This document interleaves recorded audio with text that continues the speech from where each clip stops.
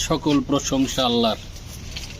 আমরা আজকে বৃহত্তম কবরখানা স্বেচ্ছাশ্রমের মাধ্যমে সমাজের যারা আছে তাদেরকে নিয়ে পরিষ্কার পরিচ্ছন্ন করলাম এবং আমরা এই গ্রামের যারা এই কবরখানার আওতায় আছি তারা এই কবরখানাটাকে আরও সুন্দর পরিচ্ছন্ন করতে চাই এবং আমাদের শেষ ঠিকানা এই কবর এটার জন্য বাড়িঘরের চেয়ে ভালো হয় সেই ব্যবস্থা করার জন্য আমরা চেষ্টা করছি।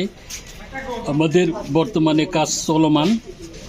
আমরা আশা করছি যে আগামী বছরের মধ্যে আমরা এটাকে পূর্ণাঙ্গ রূপ দিতে পারবো এবং শকুর থানার মধ্যে সবচেয়ে সুন্দর পরিচ্ছন্ন একটা কবরখানা হিসাবে আমরা সারা জেলা এবং সারা দেশে পরিচিতি পেতে চাই। এই জন্যে আমাদের কোনো রকম কি করতে হবে না। সমাজের যারা বিত্তবান আছেন, সমাজের যাদের বিত্তও নাই, তারা সবাই তাদের শ্রম তাদের ঘামে আমরা এই কবরখানা নির্মাণ করছি। এতে আমাদের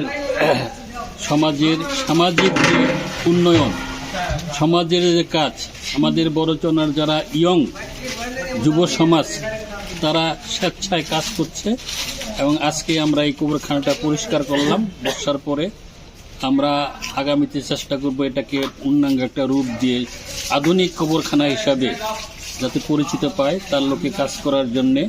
এইটুকু বলেই আমি আমার কথা শেষ করছি। আল্লাহ হাফেজ, ধন্যবাদ, আসসালামু আলাইকুম।